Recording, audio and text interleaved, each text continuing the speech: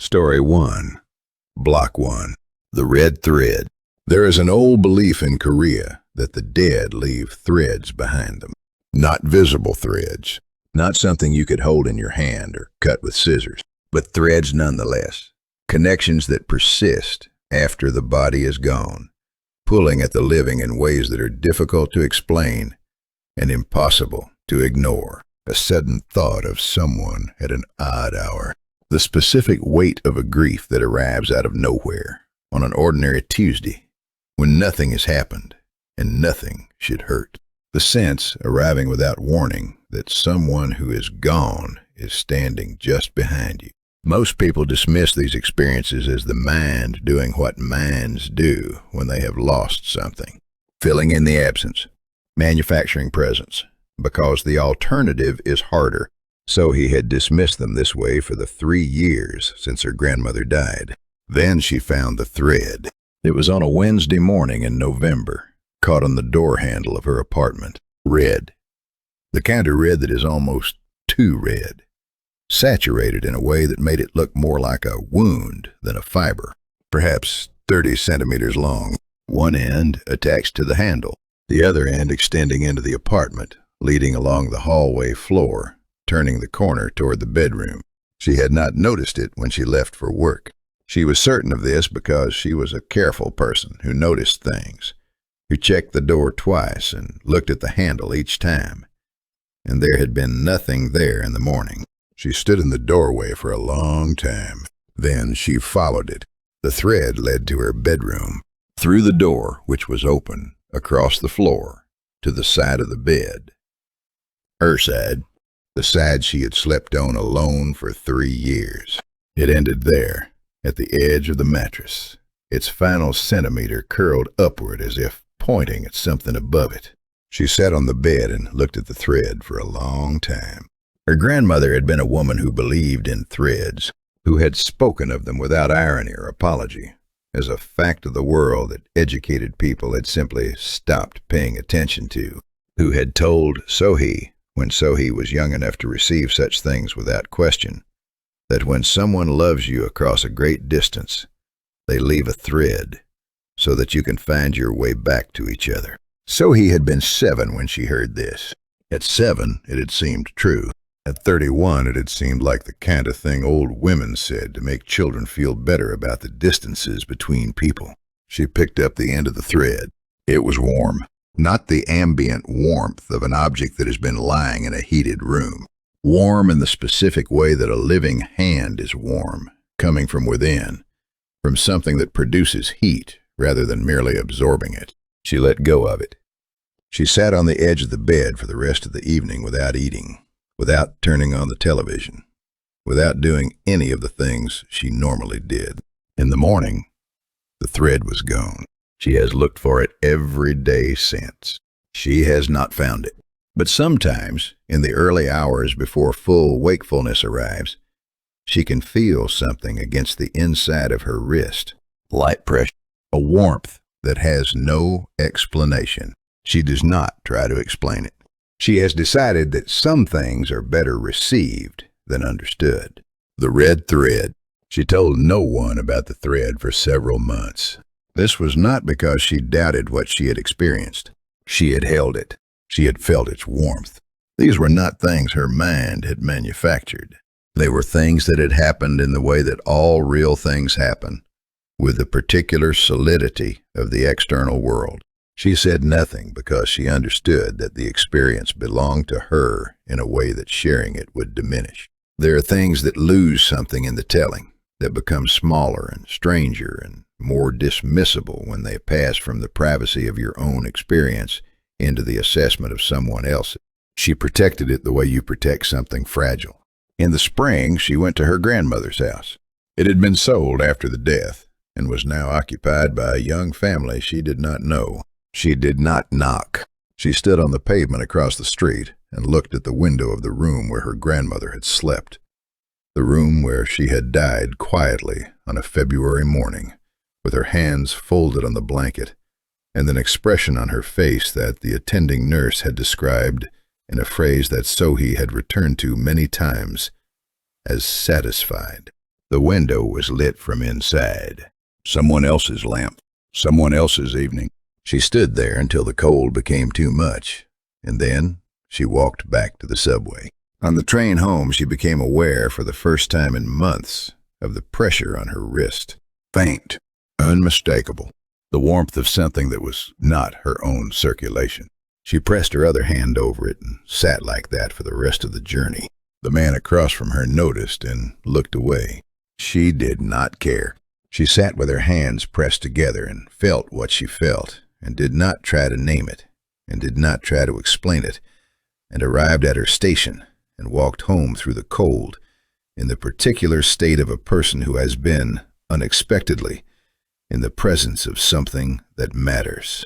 She still sleeps on her side of the bed. She has not changed this. She does not intend to. Story 2, Block 1. The grandmother upstairs.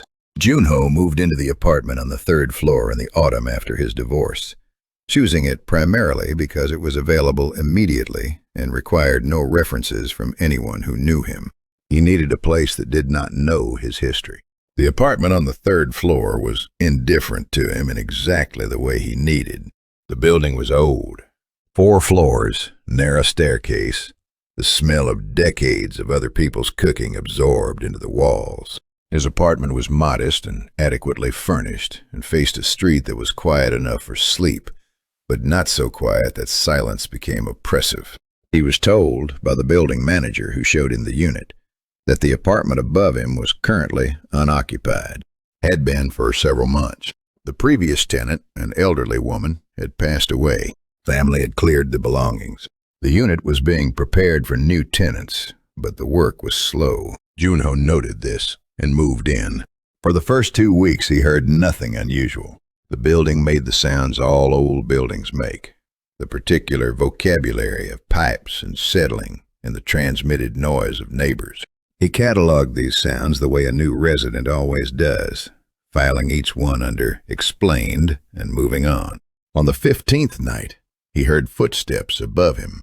Not loud, not alarm, simply footsteps, the ordinary sound of someone moving through a room, crossing from one area to another, the slight creak of old floorboards accommodating weight. He did not think much of it. Buildings carry sound in unpredictable ways. The footsteps were probably from a different unit, transmitted through the structure in some unexpected path. He fell asleep. On the 16th night, the footsteps came again. At the same time, 11 o'clock, give or take a few minutes. He lay in the dark and listened to them and tracked their path. Across what would be the main room, to the kitchen area, back. A pause of perhaps 30 seconds. Then the path again. A circuit. On the 17th night, he went upstairs. The door to the 4th floor unit was locked. He knocked and received no answer. He put his ear to the door. From inside, faint but audible, the sound of the circuit continuing. Across the main room, to the kitchen, back. He went downstairs and called the building manager. The building manager arrived the following morning, let them into the upper unit, and they stood in an empty apartment. Plain floor, no furniture, no evidence of habitation. The building manager looked at him. Junho said he had heard footsteps the previous 3 nights at 11. The building manager was quiet for a moment. Then he asked how old Junho was. 38, Junho said. The building manager nodded as though this answered something. He said the previous tenant had been a woman of 81 who had lived in the apartment for 30 years and who had, according to her family, kept a strict routine. Dinner at 7, tea at 9, and then, every night without exception until she could no longer manage it, a walk around the apartment at 11. The doctor had recommended it for her circulation. He said this as a fact, without inflection, and then closed the unit and went back downstairs. Junho stood in the empty apartment for a moment longer. Then he followed. The grandmother upstairs. He did not tell the building manager that the footsteps continued. They came every night. 11 o'clock, the same circuit, across the main room, to the kitchen, back. A pause. Again. 3 or 4 repetitions and then silence until morning. He began to find them comforting. This surprised him. He had expected, once he understood what he believed he was hearing, to feel afraid or disturbed, or at minimum, unsettled. He felt none of these things. He felt, instead, the specific comfort of not being alone in a building at night, of knowing that somewhere above him, something was keeping its routine, performing the small, faithful acts of a life that had organized itself around regularity and persisted in those acts, even now. He began to coordinate his own evenings around them. He would be in bed by 11, lying in the dark, and he would listen to the circuit above him and find himself relaxing in a way he had not been able to manage since the divorce. His body understood something his mind was still catching up to. In December, he left a small dish of rice cakes outside the door of the upper unit on the anniversary of what the building manager had said was the woman's birthday. He felt foolish doing it and did it anyway. In the morning, the dish was where he had left it, but it was empty. He told himself an animal had gotten to it. The building had a persistent mouse problem that the manager was slow to address. This was a reasonable explanation. He refilled the dish and left it again the following week. It was empty again in the morning. He did this every week through the winter. In the spring, new tenants moved into the upper apartment, a young couple with a small child. They were noisy in the happy and uncomplicated way of families, and their sounds replaced the 11 o'clock circuit, and the building became a different kind of place. Junho did not hear the footsteps after that. He has not found a way to account for this that satisfies him entirely. He moved to a larger apartment the following year, when things had settled somewhat and the idea of more space felt like possibility rather than loneliness. He still leaves a small dish outside his door on the anniversary. He has never fully explained to himself why. He suspects he does not need to. Story 3. Block 1. The Boy Who Never Aged. The village of Heian had a photograph. It hung in the community center, in the hallway between the main meeting room and the kitchen, and it had hung there for so long that the people who could explain its presence had died, and the people who remained had grown up with it as simply a feature of the hallway, unremarkable in the way of things that have always been there. It was a group photograph. The village, or what had been the village, arranged in front of the old school building in the manner of group photographs from that era, the adults in the back standing straight, the children in the front row seated on the ground or kneeling. The date printed on the border was 1962. Most of the people in the photograph were unidentifiable. 3 generations of removal, and the village had changed enough that faces matched no one living, and names had become uncertain, except for the boy in the third row. He was perhaps 10 years old in the photograph. Dark hair cut straight across the forehead. A school uniform slightly too large for him. The specific expression of a child who has been told to look serious and is trying but finds it difficult. His name, according to the oldest residents who still remembered being told by their own parents, was Bora. He had been a student at the school when the photograph was taken. He had been a student at the school for many years before the photograph was taken. The teachers changed and the students came and went, and Bora remained. No one could account for this. The records were incomplete, as the records of small mountain villages often were in those decades, and what records existed had been partially lost in a fire. There were no birth documents for Bora that anyone could locate. There was no family name that anyone agreed on. There was only Bora in the school year after year, unchanged, while the children around him grew and left, and the teachers aged and were replaced. The photograph was taken in 1962 because a traveling photographer had come through the village, and the school had organized a class picture.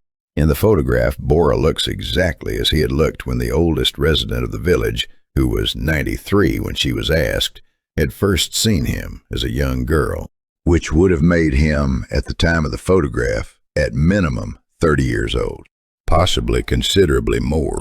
She said he had been kind, quiet. He helped younger children with their reading and never caused trouble, and disappeared if anyone asked him directly about his age or his family. She said the last time she saw him was in the autumn of 1963. She said he had looked at her in a way that suggested he knew it was the last time, and that he had seemed, in that look, neither young nor old, just tired. She said she had thought about him often in the 90 years since, and had never been able to decide what he was. She said she had eventually settled on the idea that some people are not meant to be understood, only remembered. The photograph still hangs in the hallway. The boy in the third row has not changed. The boy who never aged. A researcher from the provincial university came to Hainan in the summer to document what she had found. In archived records, a reference to the boy. The reference was in a teacher's diary from 1934.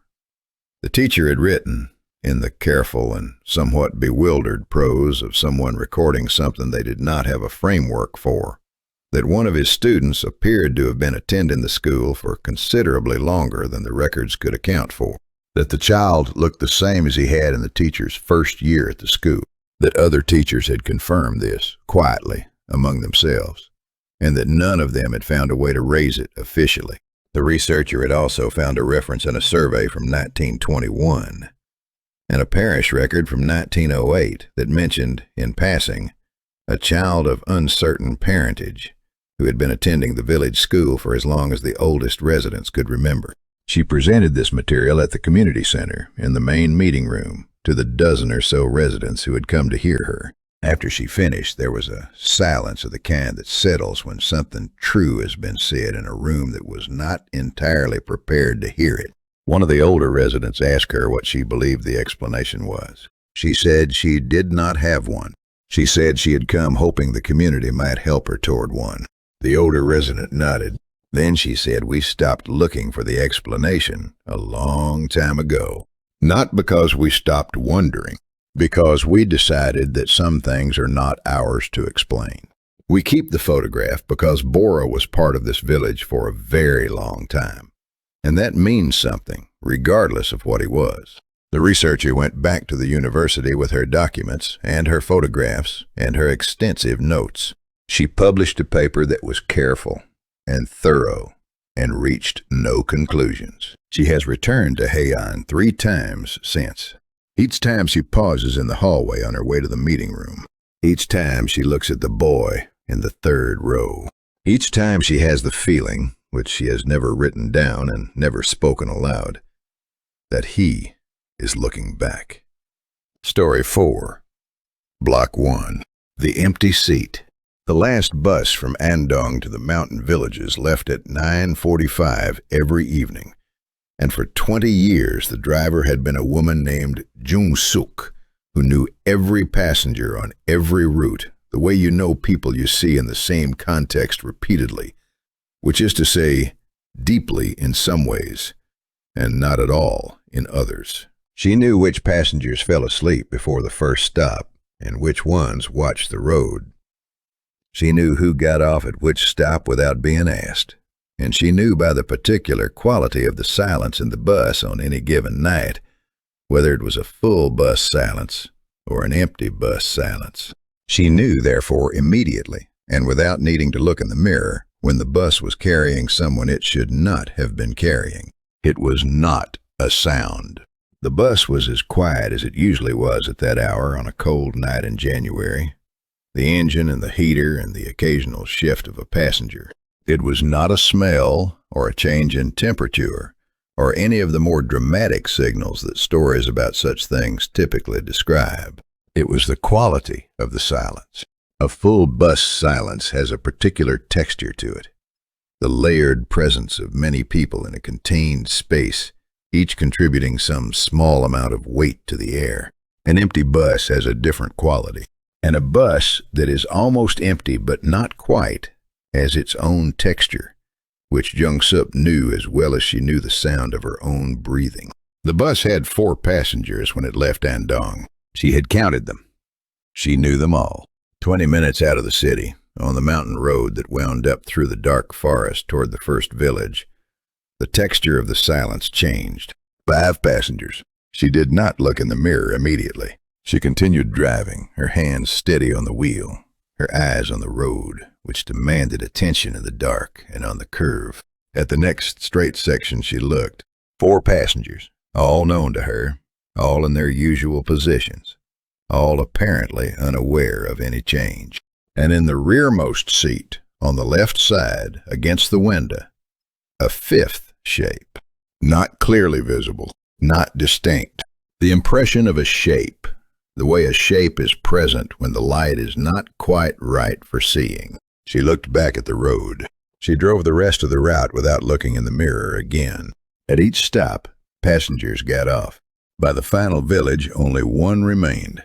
An elderly man who had taken this bus every Thursday for as long as Young Suk could remember, and who nodded to her as he always did as he stepped down. She closed the doors. She drove the empty bus to the end of the line. In the mirror, the last seat was empty. She sat with the engine idling for a long time before she got out to do the end-of-shift check. The seat on the left side, rearmost, against the window, was slightly warmer than the others. She has not spoken of this to anyone. She still drives the 945. She no longer looks in the mirror on the mountain road. The empty seat.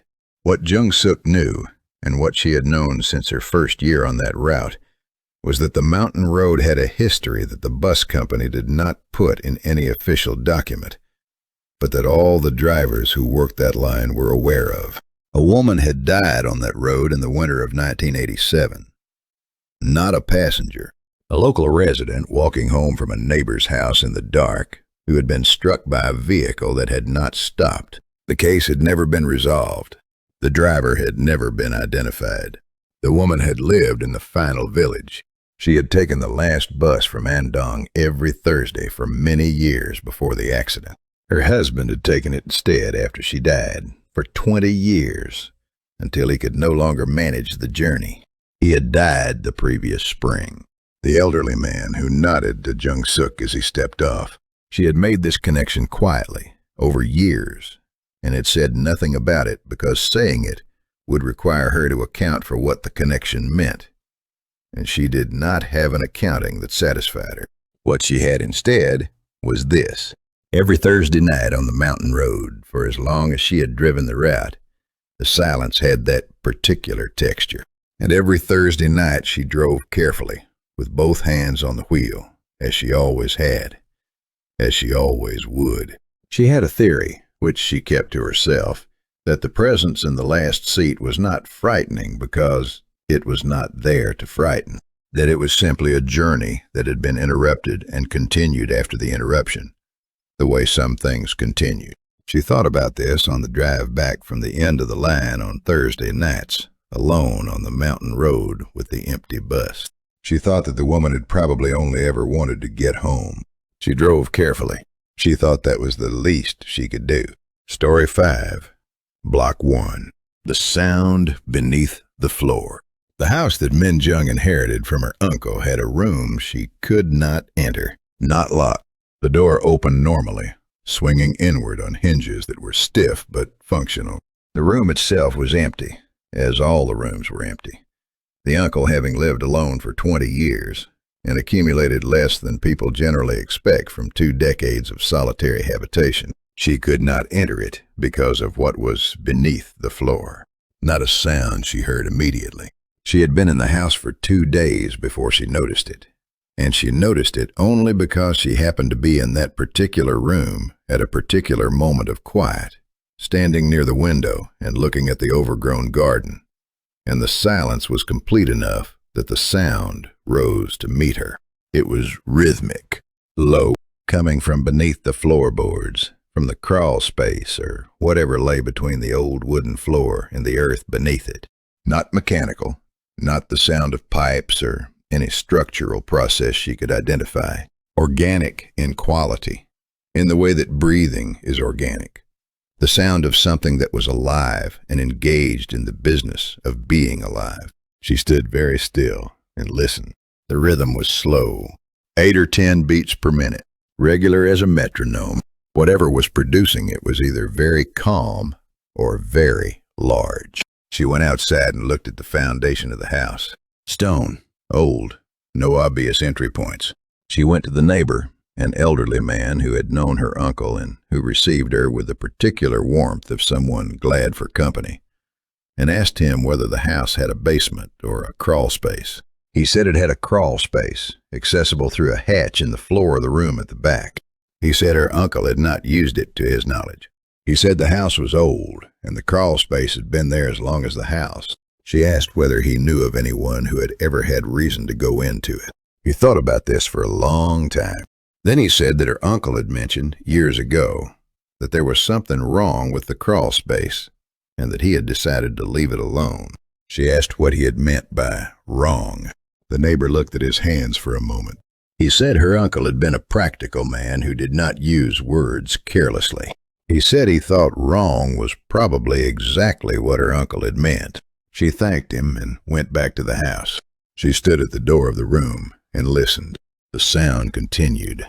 Regular, patient, the sound of something that had been there for a long time and expected to continue being there. She closed the door. She has not opened it since. The sound beneath the floor. She hired a structural inspector to assess the house. He was a thorough man who had inspected hundreds of old properties and who approached his work with the systematic skepticism of someone who has seen many things attributed to supernatural causes that turned out to be pipes. He examined the foundation, the walls, the roof, the electrical, the plumbing. He produced a detailed report in which all of these elements received assessments ranging from adequate to requires attention. The crawl space, he noted, was inaccessible. The hatch in the floor of the back room was sealed, not with a lock, but with the accumulated pressure of years. The wood swollen and the edges adhered to the frame in a way that would require tools and effort to open. He had not opened it. He recommended professional assessment if she intended to use the space. He did not mention a sound. She asked him, when he delivered the report, whether he had noticed anything unusual in the back room. He paused his packing. He said he had noticed that the room was cold, colder than the surrounding rooms by a margin that the insulation did not account for. She asked whether he had spent much time in the room. He said he had done what he needed to do and moved on. She asked whether he would return to do the crawl space assessment. He was quiet for a moment. Then he said he would send a colleague. She has not had the crawl space assessed. She has decided, after considerable reflection, that she does not want to know what the assessment would find. The sound continues. She hears it on quiet evenings when she is in that part of the house, which she keeps to a minimum. It has not changed in character or rhythm or volume since the first time she heard it. She has a theory, which she has not shared with anyone, that whatever is down there has been down there for a very long time, that it was there before the house was built, that the house was built around it rather than over it, that her uncle knew this and made his peace with it, and that making peace with it is the only reasonable response available to her. She leaves the room closed. She has become, like her uncle, a practical woman. Story 6, Block 1, The Last Light in the Village. The village of Chongchun had been emptying for 30 years. This was not unusual. Mountain villages throughout the region had been losing their populations to the cities since the 1970s. The young leaving for work and education and not returning. The old staying until they could not stay any longer. The houses closing, one by one, as their occupants died or moved to facilities in the valley. By the time the last permanent resident left, there were 14 houses in Chongchun, and none of them were occupied. This was common knowledge in the valley below. The village was on no official list of abandoned settlements because the process had been gradual enough to avoid formal designation. But everyone in the surrounding area knew that Chongchun was empty. Hikers occasionally passed through on the mountain trail. The local government sent someone to check the road twice a year. What was not common knowledge was the light. It was seen first by a hiker named Dae-hyun, who had taken the trail in the early spring, 2 years after the last resident left. He had reached the village at dusk, later than planned, and had made the decision to camp at the edge of it rather than continue in failing light. He set up his tent in the yard of what had been the community well. He ate his dinner. He read for a while by headlamp. He noticed the light at 9 in the evening. It was in the window of the house at the far end of the village. A warm light, not the blue-white of a phone screen or a flashlight, but the yellow warmth of a lamp or a candle, steady and domestic. The light of a room in which someone was spending a quiet evening. He walked to the house. The window was dark when he arrived. He stood outside the door for a long time. He knocked. He received no answer. He tried the door, which was unlocked, and looked inside. The room was empty, dark, cold, with the specific coldness of a space that has not been heated in years. He went back to his tent. At 9:15, the light came on again in the window he had just looked into. He watched it from his sleeping bag. It stayed on until 11. Then it went out. He left at first light without going back to the house. He told the story in the valley, where it was received with the particular combination of interest and careful disbelief that such stories always receive. Several other hikers over the following months reported the same light. Always at 9. Always until 11. Always in the same house. The last light in the village. A journalist from the regional paper wrote a short piece about it. In researching the piece, she found in the local records office the registration documents for the house. It had been owned by a woman named Bokja, who had been the last resident of Cheongcheon, who had left for a care facility in the valley 2 years before Daehyun's hike, and who had died in that facility 6 months after leaving the village. The journalist went to the care facility and spoke with the staff who had known her. They said Bokja had been a quiet woman who adapted well, all things considered, to the facility. She had eaten her meals and taken her walks and participated in the group activities to the extent she was able. She had not complained. That every evening at 9 she would become anxious, would ask to be taken to her room, would sit by the window of her room, which looked out not at the mountain, but at the facility's parking lot, and would remain there looking at the glass until 11. Then she would allow herself to be helped to bed. When the staff asked what she was doing, she said she was checking her light. She had always left a lamp on in her house, she explained, because the mountain was dark and travelers lost their way sometimes, and a light was the least you could offer. She had done this for 50 years. She did not know how to stop. The journalist drove to Cheongcheon. She arrived at 9 in the evening. The village was dark, cold, completely silent. At 9, the light came on in the window of Bokya's house. The journalist sat in her car and watched it until 11. When it went out, she got out of the car and walked to the house and opened the door and went inside. A lamp was on the table by the window. Old, ceramic, the kind you find in houses that have been lived in for decades. It was off, cold. Its cord was unplugged and had been for years, the socket it had once been connected to having been removed during some renovation. The journalist stood in the dark room for a long time. Then she went back to her car. She wrote her piece. She described what she had found in the house and what the staff had told her and what she had seen. She did not reach a conclusion. She did not think a conclusion was hers to reach. The light in the window of the last house in Cheongcheon comes on every evening at 9. It goes out at 11. The village has been empty for 5 years. There is no one left to turn it on. The end.